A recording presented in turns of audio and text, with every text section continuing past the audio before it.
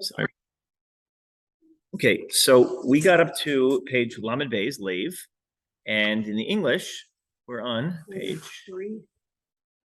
43 at the top. Okay.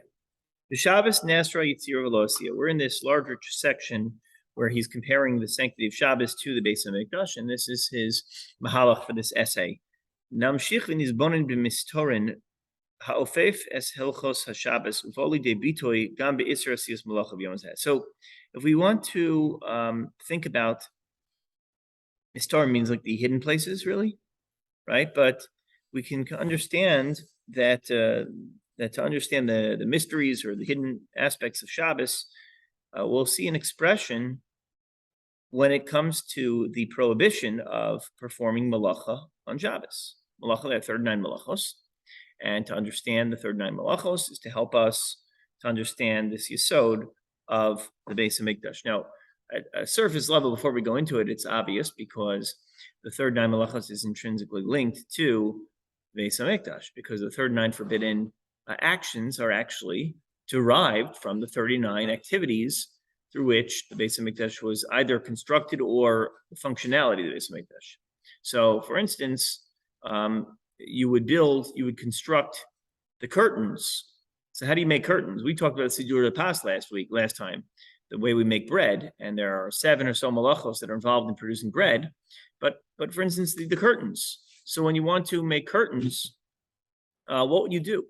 Well, first you have to seed in the ground, and then there's also hunting that could be involved with various materials. There could be there was artistry that was involved, painting or sewing and things like that. So in other words, you have a number of malachos that are forbidden on Shabbos that are predicated on the creation of the walls and the curtains of the Mikdash, and you have a number of malachos that are connected to the Sidur de Pas, the production of bread, whether it's seeding, whether it's watering, whether it's plowing and harvesting, winnowing, etc., separating, and then baking. And then you have other malachos that are tied into various other activities, so trapping and hunting and killing. So that's where there right away there's 1 second, sorry. That's where we see right away a connection between 39 malachos, the malacha itself, and the Beis HaMikdash. But he's going to develop this idea a little further. They were the things that were in the Mishkan. And then, of course, among the 30, under the 39, there's subcategories. Those are avos malachos. Avos malachos are the master categories of forbidden actions on Shabbos. And then each one has a tolda, many toldos perhaps. Toldos are sort of things that are related to, but it's not identical to the action itself. So there would be either rabbinic or doraisa toldos, but they would be based upon the more the head of the branch, the root of the branch of that malacha. So you could have melabain, which is the way you would whiten the wool after you would shear the wool from the sheep, and then there was an avoda involved with cleaning out the wool and combing it and all those things. And then melabain today, which would be squeezing out a garment that's wet, for instance, wringing out a wet garment, right? Or perhaps hair, if hair is absorbent. That's a dispute already. Is hair absorbent or is hair not absorbent? But it could be it is. Wringing out hair also might be like that as well. Which sponges would be in that category, yeah. So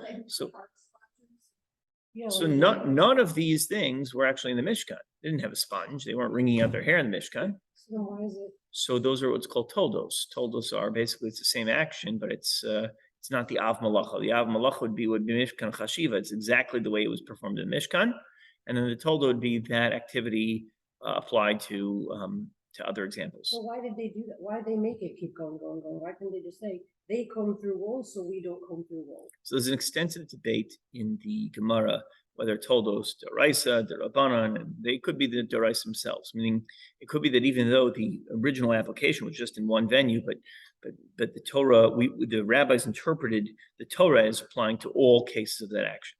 So it's not like they decided to. It wasn't a setup that you should protect yourself and shouldn't come to do the main isser. it might be included in the initial Isser. But the point is we have senior categories and junior categories, Avos and Toldos, and the difference between Avos and Toldos, if Toldos are Doraisa, would be, let's say you perform an Av and a Tolda at the same time. Are you violating two malachos? Or are you violating one malacha? That's one of the debates in the Gemara. Whereas everyone agrees if I light a match, if I do Havara, and at the same time I carry the match, Dalet Amos, I'm being ma'avir, right? An object, I'm carrying something, Dalet Amos and Rosh Hashanah, I'm doing two different malachos. I lit the match and then I'm carrying it for Amos. So those are two different things. But what if I do an Av and it's told us? The Gemara debates whether or not I'm violating just one or two. That's one of the nafkaminas of being an Av or tolda. This is probably stupid. When we say like the Rabbanim made this isn't like just a bunch of rabbis that got together and we think like this is people from all the way back then with Yuhu and Hashem was telling us. So Chazal, we don't describe them as having nevuah, but perhaps Ruach HaKodesh, but they were entitled to interpret the Gemara because interpret the Torah, and that's basically what the Mishnah is. Using the hermeneutic principles of Yungel Midos Shaton Joshua Behen Rabbi Shmuel Omer, we say it every day, and those principles were given down by Moshe Rabbeinu. Hashem handed those principles, said, use these ideas, whether it's a klal, a prat, a kal, a chomer, a gzeira, shav, etc. Use these principles, and they're hermeneutic principles. They're basically rules of derivation, in order to understand the Torah's application on a Dorais and Rabbanan level. So when there are rabbinic laws and they use those principles, the principles are basically from the Torah, from Torah Sheba'al Peh, and that goes back to Moshe Rabbeinu. So they're sacred. At some point, we have the inability to introduce. Rabbis could always introduce new halachos if they're trying to protect or create what's called geder. It says in the Torah you should make a geder, right? Asu mishmeres, to make a mishmeres, but even though they're allowed to make a fence, they may not be entitled to undo a law from the time of Chazal. And every so often there's a break in terms of a drop off a cliff, and after that point, you're not allowed to argue on the previous generation because you have an authority with seniority and historical accuracy. Yeah. So Amoraim can't argue with Tanaim. Bali Gemara can't argue with the people who wrote the Mishnah. And then we have after that point, can Rishonim argue the Amoraim? Probably, but it's generally accepted that Achronim, when they introduce ideas, they have to be rooted in something that was presented in the Rishonim. They don't introduce ideas that are out of thin air.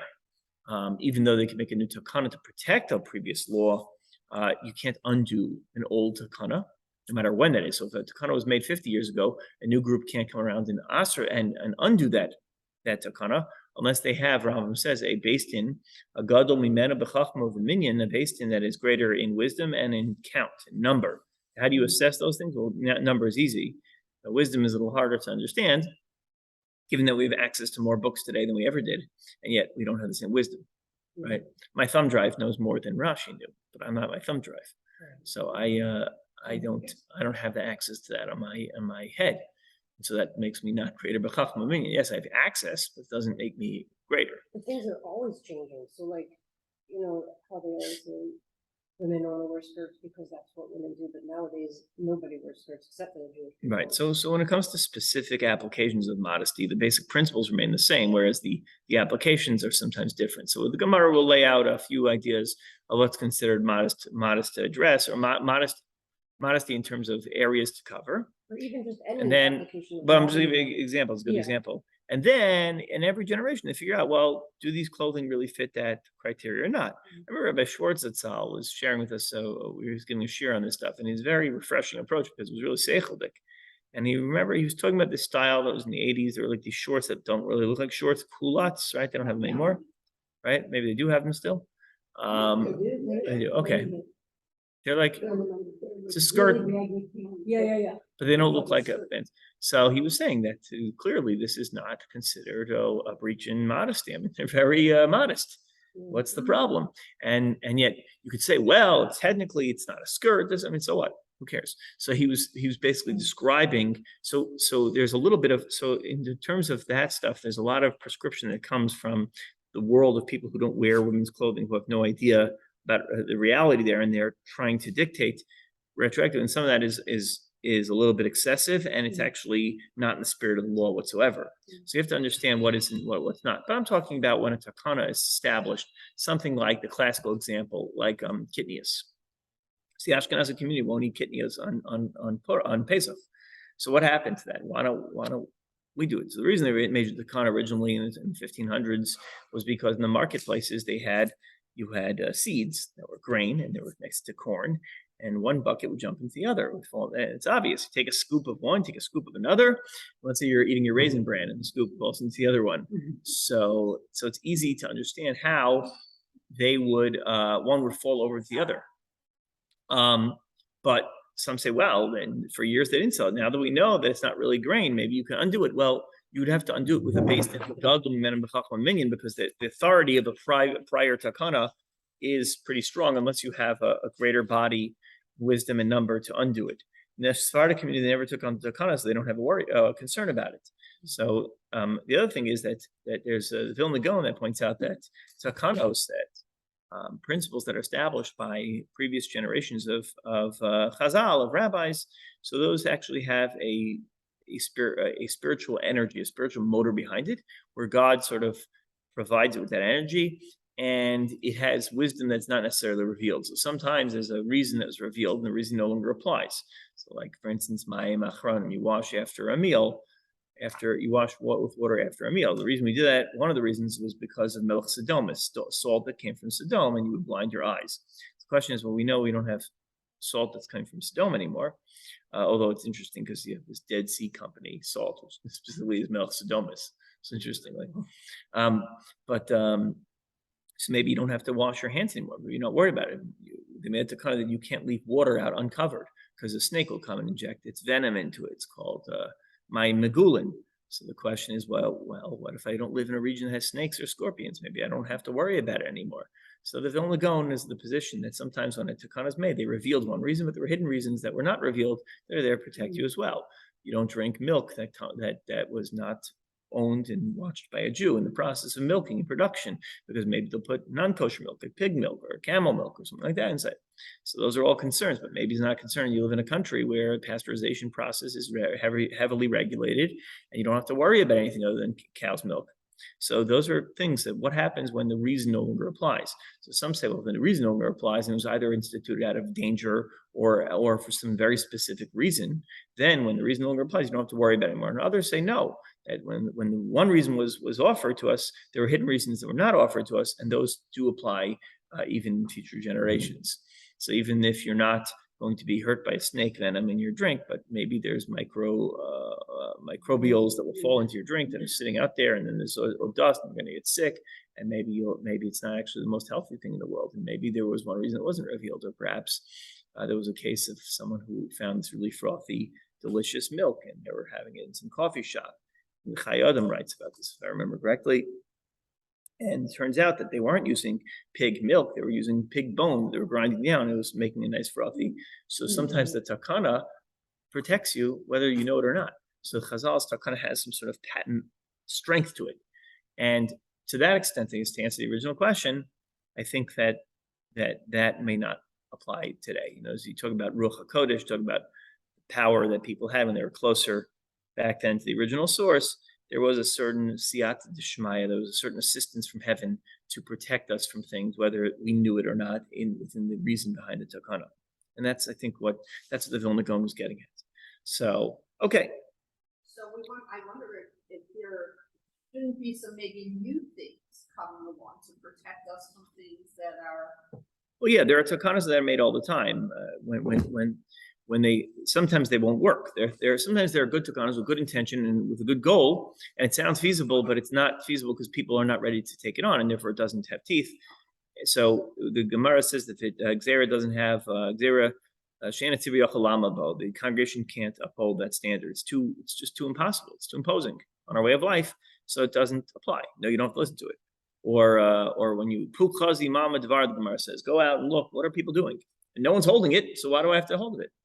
So when the rabbis got together and they filled the stadium up, and they announced, you can't use these electronic devices that have internet access that are unfiltered.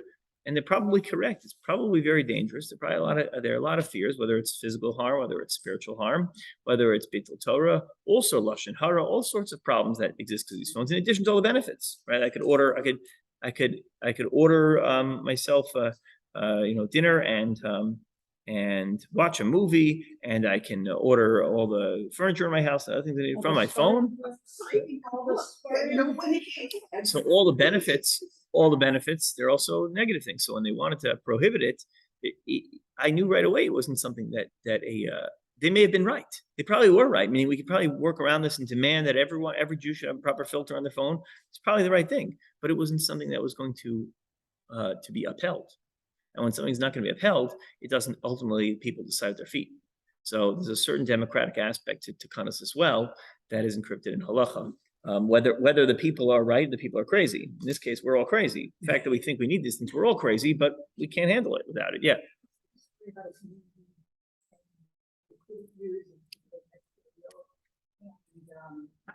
And the community refused to do it. They just said, I mean, it wasn't oil. Yeah, but Usha, Hitkinu, the Gemara says in Usha they declared not to use the oil from non-Jewish oil. Right. I don't know what this, I mean, it was a long time. Right, like there's libations, like wine, similar type of idea. Right. Should they remove it?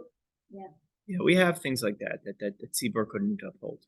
So anyway, back to Shabbos. We have 39 malachos, and those are connected to Toldos. Kulam yodim she'amuvan shel malachos b'Shabbos eino ma shenechshav be'enei anashim ha'olam k'malacha. Now, of course, the word malacha is not what we say. I may not do work on Sabbath, so all the time I have to write letters for people who have jury duty or have tests and things like that, and work-related obligations on Shabbos and Yom Tov. And they say so-and-so is a member of an Orthodox synagogue, and because of their beliefs, they're prohibited from performing any work. Like, well, that's not work. They're just going to sit there and just going to. Well, yeah, but that's not the way we do or malacha. The fact that to drive, that's not really. They don't have to work. Just to drive to or write something down. That's not really hard labor. You think labor, you're thinking taking a hammer and you're banging a nail, and so. So the truth is, our definition of malacha is not what the world defines malacha.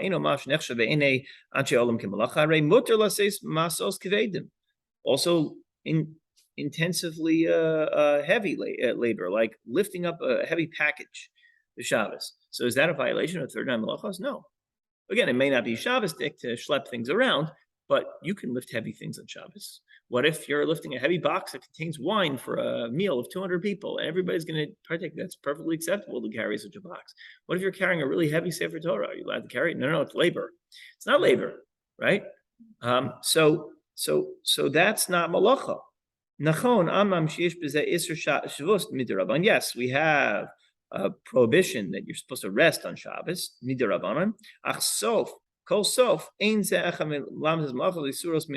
if heavy work, like I'm not allowed to run on Shabbos. I love running. I'm not allowed to run on Shabbos. Why not?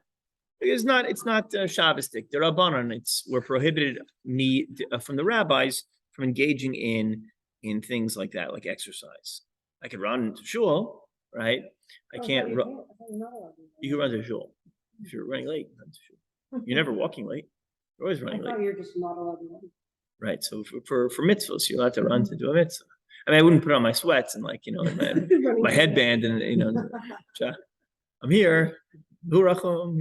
So you're allowed to do things like that. So anyway, but that's not a core of the Lamtes Malachos. The Yesod Shel Lamtes Malachos hu Melechas Machshavos. Okay, now we get to the core of the entire halachic principle behind Malachos. What is malacha? Malacha is maleches machshavos. The Gemara says it has to be the same cognitive understanding of what you were thinking when they were doing of the design of the original malacha in the Mishkan. Malacha sheyesh ba yitzira has to be also a creative act, an act of creation, which parallels not just creation in the Mishkan, but also the very creative actions done to build the world. There's an interesting idea there. Lamatis malachos nilmados ma'mishkan. 39 malachos are derived from Mishkan. We know that me'achar she'Mishkan nikra olam katan lachein davka pe'ula she'i begeder yitzira malachos machshavos is also asar Torah b'Shabbos. Only actions that are considered creative actions are prohibited on Shabbos. So, for instance, I'm not allowed to rip open something that's exactly on the line that makes a new container. So I'm going to tear open the perforated cover of the tissue box. I'm going to open up the container. Now I have a vessel. That's a problem. It's pre-cut. It's on that line. Whereas if I tear the side of the container, I ruin the box. In the process, I can do that. I can rip it open. That's not a creative act. So a creative act is prohibited, but a non-creative act is permissible. So that's the debate. Is a can of soda okay or not? So what's the debate about? It's a debate in mitzias. It's a debate in understanding reality. When I open a can, am I making a vessel or am I ruining a vessel? That's a good question. So if you hold that it's ruining this cheap little tin can and you're never going to use it again, so then you're allowed to open a can. Sfardim open cans. A lot of Ashkenazim open cans. A lot of people don't. If you hold, however, that you're creating a new vessel, then you can't open a can. So I'll tell you one thing about that. But if you hold you can't do it, and you know someone says you can have them open it for you. They could be your Shabbos guy. It's not a problem because they have a legitimate opinion to rely upon. The other thing is some people will say that if you open up a can, you could actually pour the whole thing out into a cup, and therefore it's already a temporary kli because you just empty the whole thing out, and now it's fine to use. Remember one time, Rav Nevin Saul, the Rav of the Old City, at the time held that you couldn't open up bottles on Shabbos. He felt it was a problem, especially the old ones were like the metal caps on the Kedem grape juice bottles used to have metal caps. That was really SCS kli. They felt the metal cap was making a real kli. The plastic is not. And it was fused together, and opening up the metal cap is really doing something significant. Plastic is not as big a deal. So he felt that he couldn't open up bottles, even the plastic bottles. So he wanted to open up the bottles before Shabbos for his kiddush. Now, Rav Bina from the yeshiva used to send bottles of soda to his house. The kids would enjoy, and because they would go to his minyan, his Asikin minyan, and we'd daven there at his house afterwards, as he would say a few words of Torah over. And I went almost every Shabbos, 5 a.m., 5:30 a.m. It was amazing. He asked Rav Bina if he could open up the bottles before Shabbos. Rav Bina says, "What are you talking about? Of course you can. You don't have to ask my permission.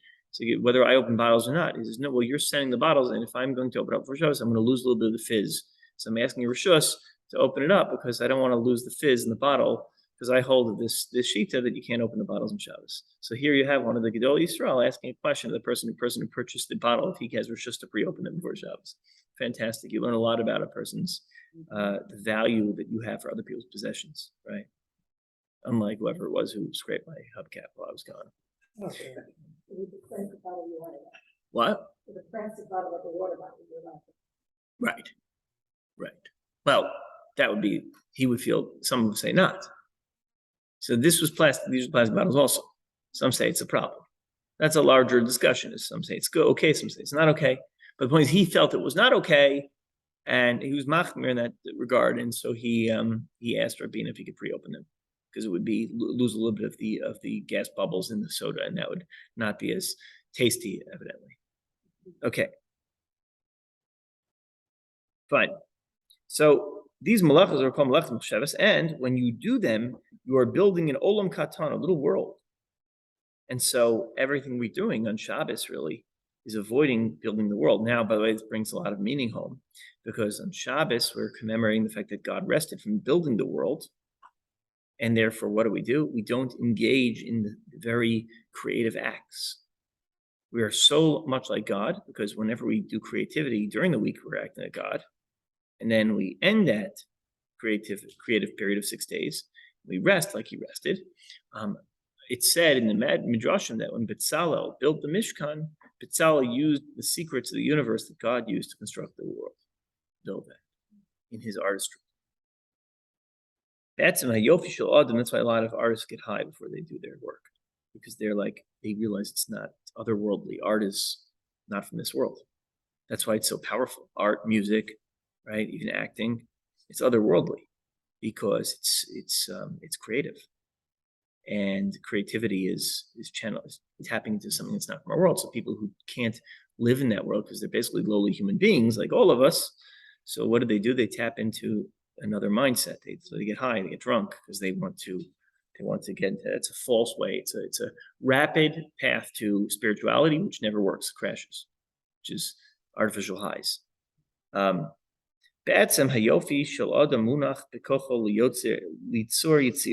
beauty of that man can create is sitting in his ability to be creative.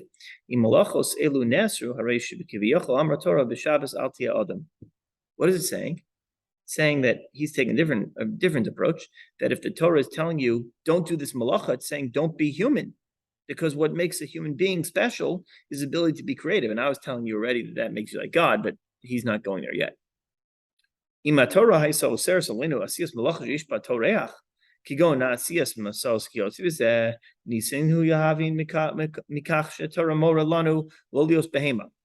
it was about, now he's splitting hairs here, and for an important reason. The Torah doesn't prohibit hard labor. The Torah prohibits malacha. What's the difference between hard labor and malacha? Right? We already talked about a few examples. Hard labor is lifting a heavy package. Malacha is doing something specifically that was used in the construction of the Mishkan. So the purpose of malachas machshavos being prohibited is to say, you're being a little more than human. You're leaving the human state when you stop doing malacha. Had the Torah prohibited burden, it would have basically said, don't be an animal, right? Al tischov masos k'mo chamor masa. Don't carry a package like a donkey. The Torah is not telling us this. Malacha muteres b'Shabbos. You're allowed to do that kind of malacha. It's creative malacha. An animal can't be creative. That's the difference. You can actually teach a parrot to talk and a monkey to do work, but they're not being creative. They're just parroting or monkeying, right? They're copying what they're doing. I just hung out with monkeys a few days ago on an island. Monkey Island was called. They're very, very cool creatures, but they're ultimately animals, right? So says no, don't do yitzira. Writing 2 letters. Writes 2 letters. You know how long it would teach a monkey to write 2 letters, and even if we did teach them, it wouldn't mean anything to them. When we write 2 letters, what we're doing, we're making a sound, right? We're kamatz aleph oh. We take 2 things, a sound and a letter, and we put it together. And we make a syllable, we make a phrase. We're making meaning out of strings, out of particular items. You take a nail, you take a piece of wood, you take another piece of wood, you hammer it together. And now you have a box, and you have a desk, and you have a chair, a table. So creative work is something different than just a repetitive action. That is involved labor, or not just taking 2 osios or halakas eish, lighting a fire. This creation if you do it on Shabbos on purpose, you are liable skila, stoning, and if you do it accidentally, you have to bring a carbon chatas. So kolomar mash miyachid la osam ke'adam neser v'Shabbos, that which was particularly unique to the human experience, that was prohibited on Shabbos. V'zeu l'chora davar pel. And that's wondrous. That why is it that the Torah doesn't want us being human on Shabbos? Right? Think about that. That's really the bottom line of the question here. And this whole machshav is leading us to this question: is what is it that the Torah wants from us when it asks us to observe the Shabbos? So we go on to the next section. That's what you're supposed to learn on Shabbos. That's a very good thing. That's my life. So is learning Torah a human activity? That's a good question. I don't know. Well, as opposed to an animal? Right. Probably above a human. Well, we're not supposed to not be human and therefore to be an animal. We're not prohibited from acting like an animal. We are prohibited from acting like a human. So I think it's different than we are told to be an animal. You're not told to be an animal. You're prohibited from doing the human things of creativity. Mm-hmm. Right. So it's not a human. What distinguishes humans from animals is not just noise and communication, because animals communicate and make noises. It's creative action. Humans are creative. I think it's creative actions that were You're building on the Ramban, by the way. The Ramban is the one who says that humans are unique from animals, that they speak, but he's giving a different approach to that. Then you shouldn't do it if you show Torah. So because that's creative. Okay, so let's think about that. Yeah. But isn't it what you say, like it's creative in relation to building the world?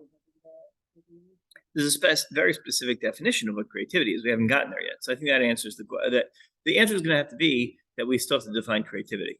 But yeah, creativity is what makes man unique, and we have to define creativity. But this is the mahalach he's going on now, and it's hard to ask questions because he's just built on a few paragraphs.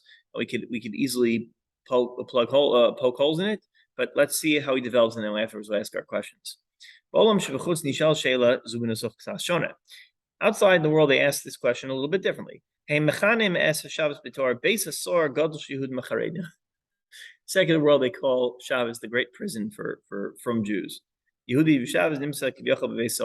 If you're from Jew, you're in a prison. Now, could you imagine you go on a cruise and you're with all the families and they're having a great time in the Carnival cruise, and which to me a cruise is the very definition of a prison, but I would never go on a cruise. Locked on a boat. Okay, you tolerate it, and then whatever. You get seasick, and they give you whatever box lunches, and then every time you hear horrible stories, they always happen on cruises. Like a wonderful husband and wife went on a honeymoon, only one came back. Where's the other one? Oh my God. There's always stories you hear about. Well, I don't know what happens. I mean, like 5 years later, Maury Povich is doing a special on the couple, and they're trying to figure out what happened. And everyone comes back seasick from everyone has COVID. So nothing good happens on cruises. To me, a cruise is the very definition of a prison.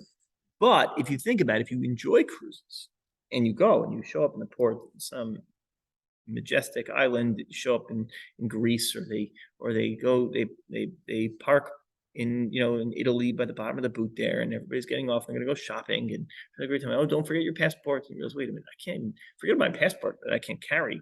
People trying to figure out, can I wear it on my neck? Is it a necklace passport? I said, forget about it. You can't even leave. Tchum Shabbos, you can't leave the boat unless they have a fence around the entire port. And you were parked there before Shabbos. It's very complicated to even get off the boat. So basically, that is the prison. So they're going to look back and see the Jews. And they say, Jews, you are stuck in a prison, which proves my point that being on a cruise is a prison. But Yeshno Yehudi she'ohev l'tayel. A Jew loves to take trips. Ohev muzika, he likes music. Yesh mi shenena mitzuyer tmuna noe. She likes to paint. Yom shel chofesh, and vacation comes. What do they do the first thing of vacation? Finally, I have time to go back to my art. I'm going to go hiking in the mountains because that's what I love to do. That's what I do when I'm on vacation. Nope, can't travel. Talk radio. Don't open the radio. Don't turn on the radio. If you're a New Yorker, you open the radio and open the light. New Yorkers open lights. Open the light. Yeah. We open the light. There's also New Yorkers say have a catch. In Chicago, they say play catch. Usually it's play catch. Play catch is so strange. Right. A lot of weird expressions. But anyway, This is what I always think. Like, this is my only day off. Yeah, and you can't do it. Can't do all the things you want to do. Right. So us with talk radio, us with Sayer, can't paint. Omeid Vitama. You're going to stand there, you're going to wonder, Madua is a chilul Shabbos munach ko pshutos v'kalos. What kind of violation of Shabbos is there in such simplistic and light and enjoyable activities? Yehudi chiloni echad shalos. And one secular Jew once asked me, "Telephone Shabbos imi shagra b'Tel Aviv v'lomar Allah Shabbat Shalom kach l'kaim Mrs. Gibraim gamze aser." I can't call my mother and wish her good Shabbos on Shabbos. What kind of violation? What kind of action is that? Mayesh. What kind of chil Shabbos is there involved in that? He's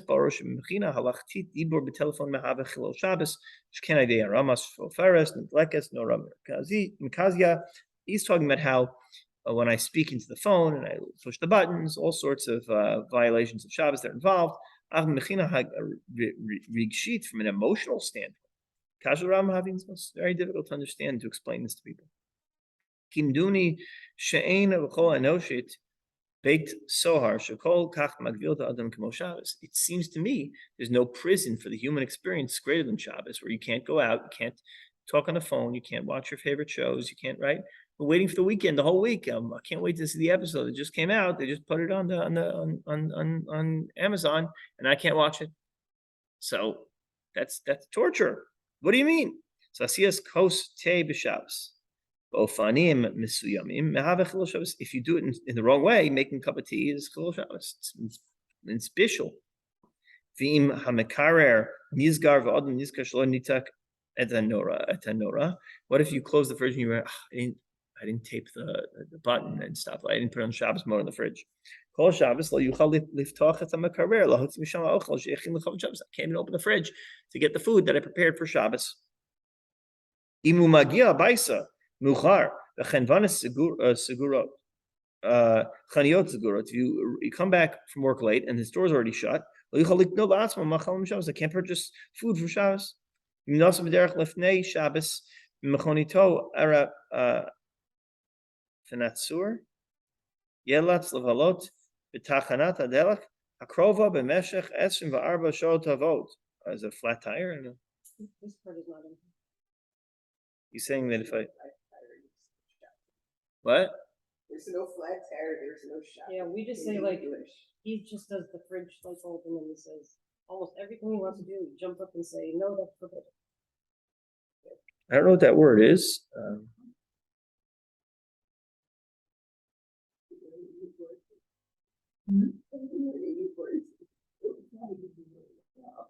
Transliteration.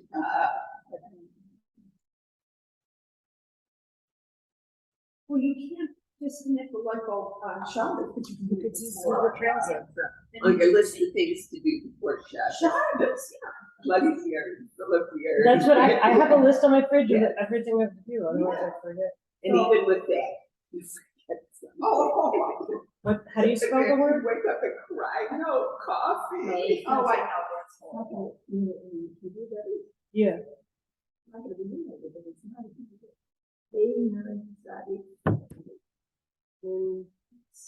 Anyway, so something happens to you and you need to get to a gas station, right? And something happens to it, and your car can't fix. Yesh kan ezuji taluma ma hamuvan bekach shekimat kol davar pula asur b'Shabbos. How is it possible that every action that you want to engage in is asur on Shabbos? Lo rak shebaofen ma'asi adam lo yichol la'asos kimat davar. It's not just that human actions are completely limited. Ela afilu hamuskelet shelo eino. My mind can't work this way. You can't even know what's going on in the world. There's a war going on. You shut off the radio. You have to worry. Kids are going off to fight in Gaza, and I don't even know what's happening. And someone told me a few Shabbos ago they were going into Shabbos, shut off the radio, and that's it. The grandkids said to them, they are going, and they're shutting off the radio, and they don't know what to do anymore. And that's frightening. You don't even know what's happening. And you're not allowed to check in. Radio segur, the radio's off. There's no newspaper. There's nothing. But the thing is, if you have all those things, you can discretionarily do everything during the week, then Shabbos itself would not separate you from the rest of the week. Yeah, there would be no separation, but what's the point to that? Like, why do I care about separating the rest of the week? Well, because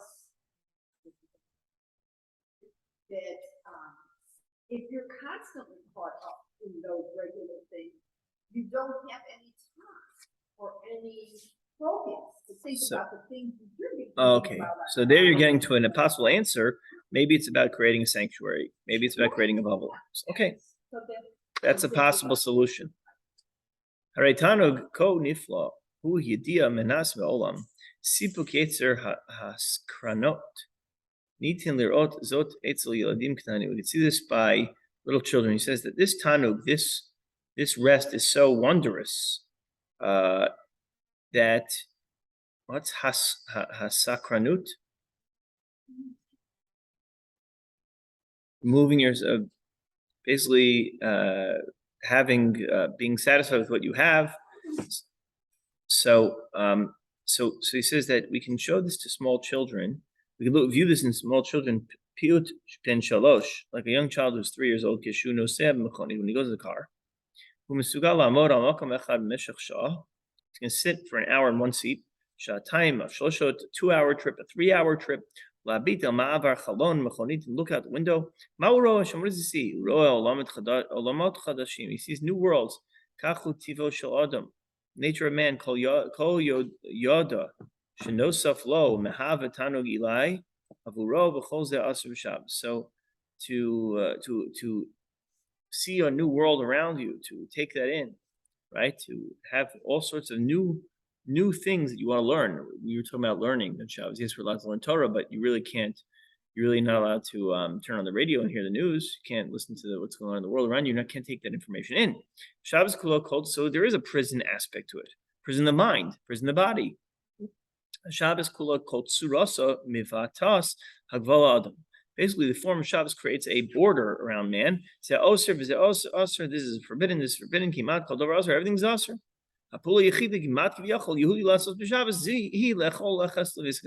Basically, Shabbos is eating and going to shul. Stop being human. For sure, part of it is to be a different kind of human, a more spiritual human. You can't contradict it. Every aspect, every subject in the observance of Shabbos requires explanation. Why do we have Shabbos to achieve all of this? We'll do the last section right now, and then we'll. Is suffering with the samach and the kuf? Samach kuf. Or kuf? Yeah. For the kuf. It means a glance. I think of skira. Curiosity. Yeah, glance to be curious. So curiosity is impinged. The child looks at the window. Chumrat onshel shel hamachal Shabbos. The stringency of the punishment of one who violates Shabbos. So don't stop matzin b'Shabbos who hachumra hayasira yisera shmatzin. But what was the extra stringency on Shabbos versus other isurim? When a person violates Shabbos, the punishment is skila. She chamura afilu ma'onesh hamisa she'eshna shvatzicha arachman al san, which is a far more severe punishment than even if you murdered someone. Aratzicha yeshno chiyuv herek, which is with a knife, sword, decapitation. Shehu namoch. The Gemara in Sanhedrin and Makos defines which is the most severe of the four, and those are the best. Those are the best. This is who says we don't serve wafers in a shul, right? Wait, what's the four? So a skila, sreifa, hereg, v'chenek. Skila is stoning. Skila is higher than a knife. Thank you. Ain klal chiyuv misa ve'ilu achil Shabbos chayam skila. But for theft, there's no punishment of death. You just have to return the object and pay double. And by murder is less, and that murder are less severe than violating Shabbos. Shabbos Kodesh chumra b'chol mitzvos. Shabbos Kodesh is the most stringent of all mitzvos. Makbila avodah zara, which is parallel to idolatry. Shabbos Kodesh yizech l'masa bereshis. Shabbos commemorates the creation of the world. Abbas is shel emunah yehudit, and it's the foundation of a Jew's faith. Kimosh amar Chazal, machal Shabbos kofer b'chol Torah kula. One who violates Shabbos has denied the entire Torah. V'adayin chomrat onesh machal Shabbos eina muvenet lano haitiv. We still understand why. If you burn a Sefer Torah, you don't get punished with death. On the Malchus, you get lashes. I'll call Shem Kodesh and Imchak for every time you erase the Shem Hashem, you have to get another zetz or another set of lashes. 39 for every Shem Hashem you burned. But you don't get death for the sake of the burning of the Torah. Why is Shabbos so severe then? Adam she'ochel davar acher lochai misa. A person who eats pig. Davar acher is pig in Chazal. Davar acher is whenever you don't want to mention the name of the sin, we use the word davar acher. Yeah, it could be. No, They can't say this. there are other things. No, that's just called davar acher. It's chazer trif. And then davar acher refers to certain actions you can do that are called davar acher also. So, Elisha ben Avuya is called acher. Yeah. Adam sheshosa yayin nesech. Person drinks libation wine, there's no death penalty. Only Shabbos.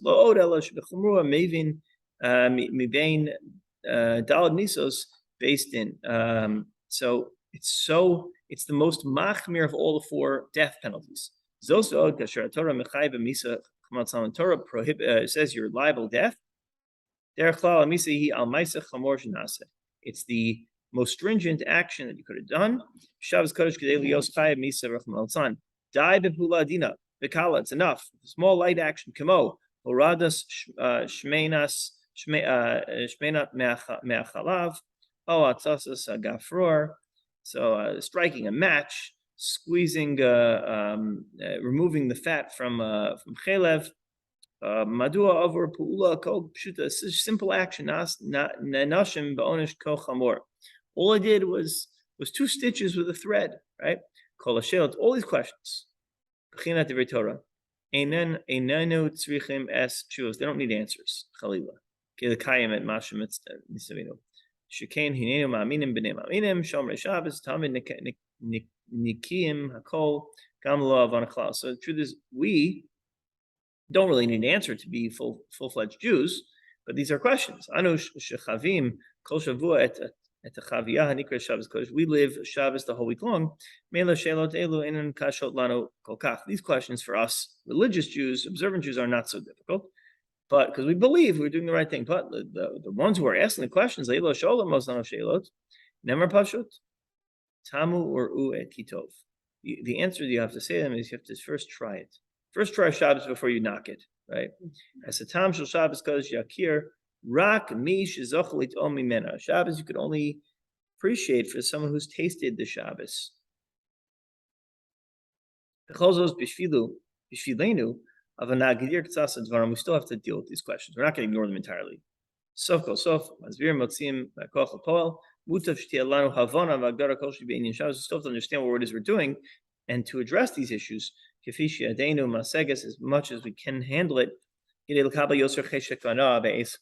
so we should have a greater desire when we fulfill the mitzvos.